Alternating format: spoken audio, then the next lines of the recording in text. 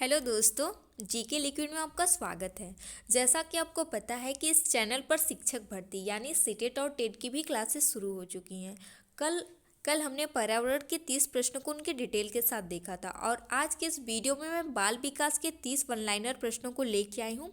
इस वीडियो के हर एक प्रश्न आपके लिए बहुत ही इंपॉर्टेंट होने वाले हैं, तो आप इसे स्किप बिल्कुल मत करिएगा, आप इसे पूरा आखिरी तक देखिएगा। और दोस्तों, अगर आप लोग चैनल पर नए हैं तो इसे सब्सक्राइब करके बेल आइकन को भी प्रेस कर लीजिएगा। तो चलिए अब शुरू करते हैं, देखते हैं पहला प्रश्न। पहला प्रश्न है, भारत में बाल विकास के अध्ययन की शुरुआत कब हुई थी? तो दोस्तों, इसकी शुरुआत 1930 से हुई थी।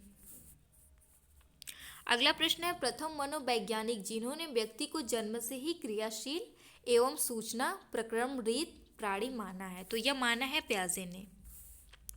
अगला प्रश्न है, किसने चरित्र को आदतों का पुंज कहा है? तो सैमुअल स्माइल ने चरित्र को आदतों का पुंज कहा है। अगला प्रश्न है, सामान्य रूप से मानव में दांतों की संख्या हो सकती है? तो यह 28 हो सकती है। अगला प्रश्न है, हड्डियों के जुड़ने को क्या कहा जाता है? तो इसे अस्थिकरण कहते हैं। दोस्तों, आप लोग वीडियो को बिल्कुल भी शेयर नहीं कर रहे हैं, तो आपसे रिक्वेस्ट है कि वीडियो को ज़्यादा से ज़्यादा शेयर करिए और पसंद आने पर इसे लाइक भी ज़रूर किया करिए।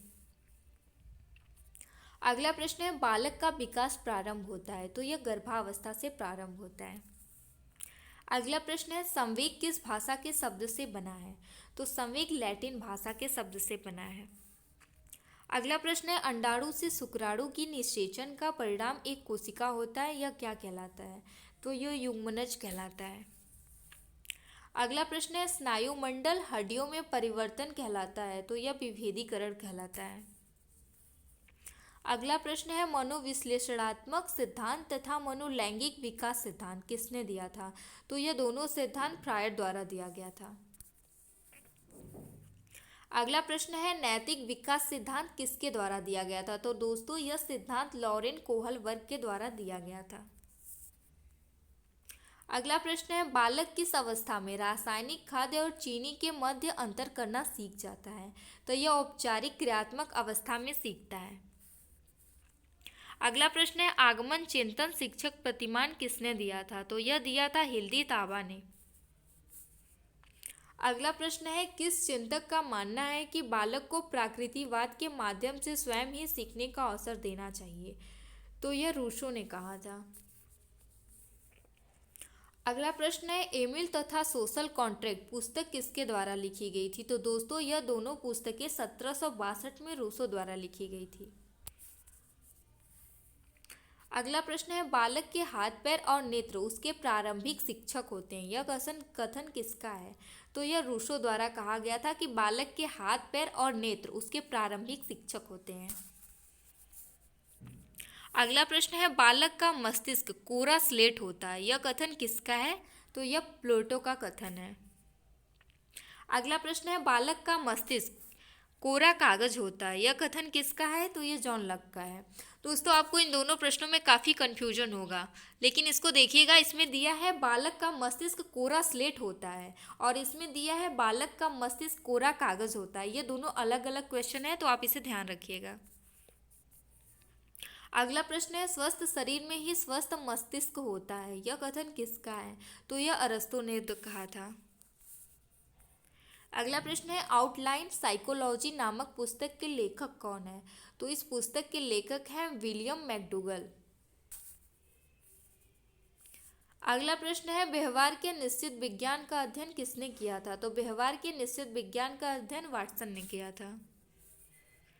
अगला प्रश्न है, विज्ञान की आधुनिक शाखा कौन सी है? तो दोस्तों, विज्ञान की आधुनिक शाखा परामनोविज्ञान है।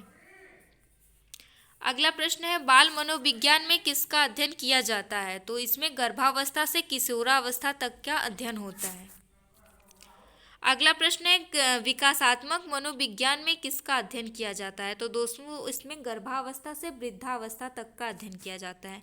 तो इन दोनों क्वेश्चन में भी आप बिल्कुल भी कंफ्यूज मत होइएगा। इसमें दिया है बाल मनोविज्ञान में अध्ययन पूछा है किसका होता है और इसमें पूछा है विकासात्मक मनोविज्ञान में किसका अध्ययन किया जाता है। तो आप इन दोनों को अच्छे से देख लीजिएगा।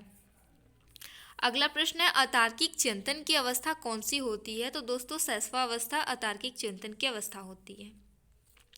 अगला प्रश्न है 3 से 16 वर्ष के बालक प्रायः अर्ध सपनों की दशा में रहते हैं, ऐसा किसने कहा था? तो ऐसा थॉर्नडाइक ने कहा था। अगला प्रश्न है व्यक्ति का जितना भी मानसिक विकास होता है उसका आधा 3 वर्ष तक हो जाता है, यह किसने कहा था? तो यह गुड एनफ ने कहा था। अगला प्रश्न है भाषा अवबोधन से संबंधित विकार है, तो यह विकार है अस्फिक्सिया। अगला प्रश्न है किस आयु काल में मानसिक विकास अपनी उच्चतम सीमा पर पहुंच जाता है? तो यह 15 से 20 वर्ष की आयु में। अगला प्रश्न है 5 वर्ष की अवस्था शरीर तथा मस्तिष्क के लिए बड़ी ग्रहणशील होती है, यह किसने कहा था? तो यह कहा था न्यूमैन ने। तो दोस्तों ये थे बाल विकास के 30 प्रश्न।